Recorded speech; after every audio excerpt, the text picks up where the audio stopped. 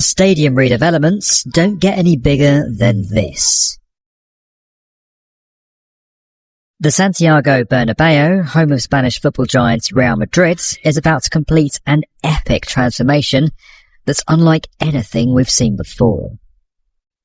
Plans to turn it into the best stadium in the world have finally become reality after 4 years of construction, and the results are pretty astonishing. What was already one of Europe's most famous grounds has had the most incredible facelift, and it's now re-emerging as a modern, multi-purpose, state-of-the-art arena that could soon have other big clubs and cities taking notes. From a stunning wraparound facade to a retractable roof and pitch, it's the ultimate upgrade, and it all had to be done under heavy restrictions. This is the story of how the Bernabeu was reborn, and why it could kick off a new era of stadium design.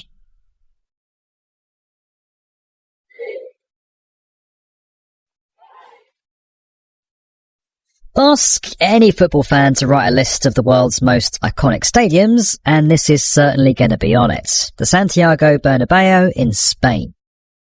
Located just off the city's main thoroughfare, it's been the home of 14-time European champions Real Madrid since 1947, and it's become one of the capital's biggest landmarks. Now, over the years, there have been multiple refurbs, like the roof that was put in ahead of the 1982 World Cup. Then, in 1992, 4 entrance towers were added, and the stadium was changed to an all-seater, removing all standing room. But it was during Real's General Assembly in 2011 that the club approved the Bernabeu's most significant redevelopment yet. At the meeting, Real's president, Florentino Perez, invited architects to come up with a design that would meet its ambitious requirements. These included an avant-garde skin surrounding the stadium that would dramatically change its character, shading and protecting all seats from weather inclemencies. And crucially, it would need to be more than just a football ground. The club wanted a stadium that can host other sports, concerts and entertainment events, creating new revenue streams. It was a similar story over at London's Tottenham Hotspur Stadium, which was designed by Populous. That venue can now also host NFL games. We caught up with Christopher Lee, who was the project director. Now that you can move, 10 and 15,000 tons of equipment pretty quickly and pretty smoothly, the ability to reconfigure that building to virtually accommodate, Beyonce one night, Real Madrid or Tottenham the next, onto an NFL game the day after, I think is super exciting. In the case of the Bernabeu, making it more profitable became a key priority for the club. A revamp could turn it into an even bigger attraction, helping to bring more tourists to the city, as Perez explained in 2019, just before construction began. Este gran proyecto se convertirá en una pieza clave para el Real Madrid del futuro, pero también lo será para la ciudad de Madrid. Y lo será porque el nuevo estadio Bernabéu, situado en el corazón de Madrid, será el mejor estadio del mundo. Now, if you're not familiar with these kind of projects, a stadium upgrade will usually involve adding more seating, perhaps a new stand, or an overhaul of the amenities. The appearance might not change a great deal. But this one sees the Bernabeu become virtually unrecognisable. Yes, the club that once gave us the Galacticos now has a stadium that looks truly out of this world. And like its current team of superstars, all of this hasn't come cheap. It's expected to cost over $1 billion, which is around 10 Jude Bellinghams.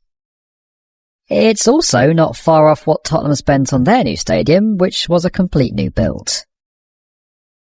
Back to that design challenge. The winning bid from architects L35, GMP and Rebus & Rebus was announced in 2014.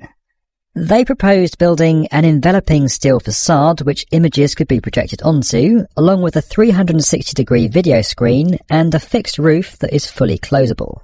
There'd also be new shops, entertainment and leisure facilities on the east and west sides, more green areas and public space, and a 5-storey underground car park.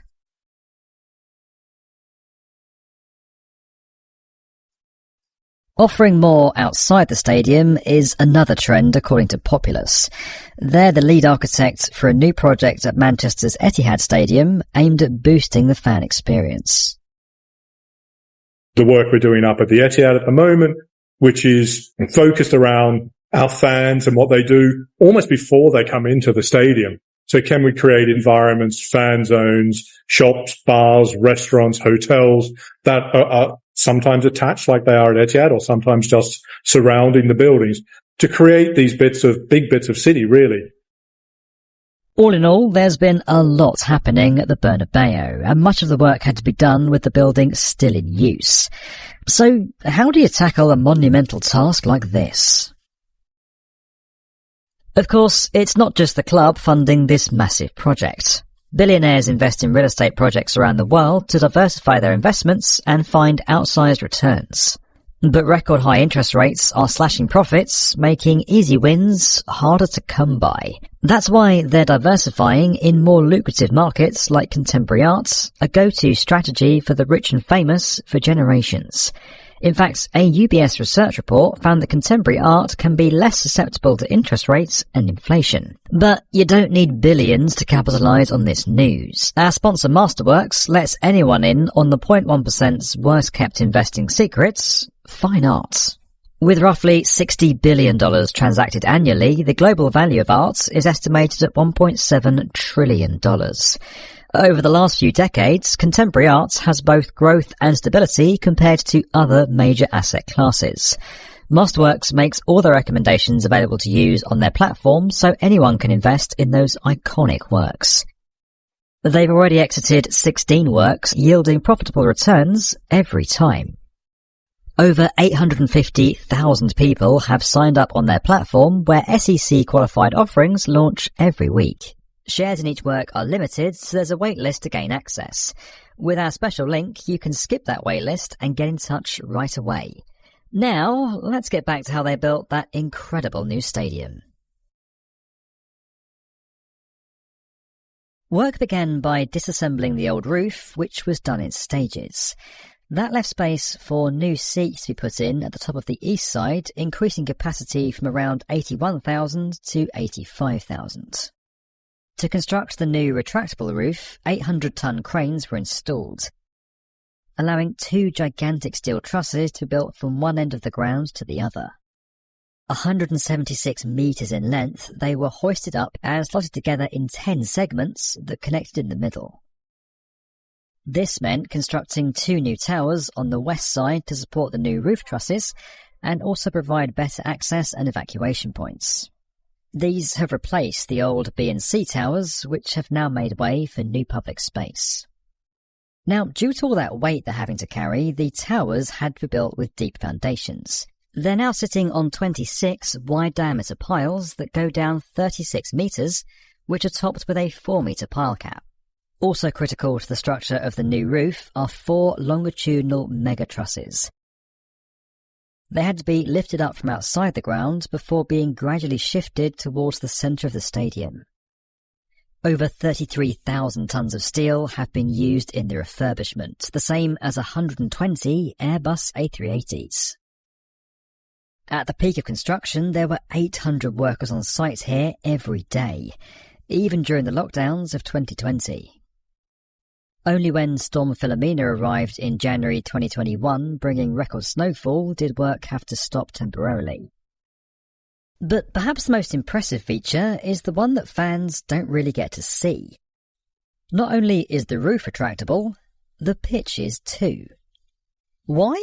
Well, when there isn't a match on and the venue is needed for something else that doesn't require a grass pitch, it has to be disposed of quickly. And like the Tottenham Stadium that Lee worked on, having a cutting-edge system dedicated to this task has made a real difference. The ability to move really big bits of physical building, whether it's pitches or roofs or moving stands or all of the above, to reconfigure the building into another use where the physical environment is perfectly suited for that, I think has a huge impact, clearly on the built form, but the use of those buildings. With this extraordinary new system, the pitch can be divided up into several pieces and sent underground to a sort of greenhouse where it's stored until the next home game. Now, this is much more than just a storage space. Technology controls almost every aspect of it, from the lighting and heating to the irrigation. And that's all to ensure the turf is looked after when it's not in use. Although the pitch is huge when it's intact, there simply isn't enough space below or around the stadium floor to put it away in one piece. And one big reason for that is this train line running directly beneath the venue. The other is the tight inner city location, which in general has made an already challenging project even harder. Now, as you might have guessed, there have been some unexpected difficulties. The upgrade was supposed to complete in 2022, but now it's late 2023 and work is only just wrapping up. That's all been blamed on a combination of COVID and the war in Ukraine, which led to material shortages and price rises. But even though it's taken longer than it was supposed to, we kind of think it's going to be worth the wait. The club doesn't seem to be too concerned about the cost either. Thanks to its new versatility, the venue is predicted to bring in hundreds of millions of dollars in extra revenue every year. Real Madrid wanted to do something spectacular with its new look Santiago Bernabeu, and there's little doubt they've scored a winning goal with this incredible upgrade. Not only is it jaw-dropping, but this magnificent stadium is no longer just a place for Madridistas. It's for everyone in the city to enjoy, yes, even Atletico fans, although that could take some getting used to.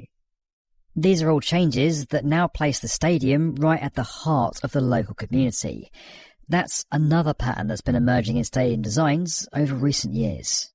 If anything is shown over the last decade or two, the amazing power of sports and sports infrastructure to positively impact their local environment, whether that's regeneration, whether that's opening up public realm, whether that's, connecting bits of cities that weren't connected before, I think is really important. Though it might have won more European Cups than anyone else, calling Real Madrid the best football club in the world is always going to be up for debate. But as for who has the best stadium, this one may have just found itself in a league of its own.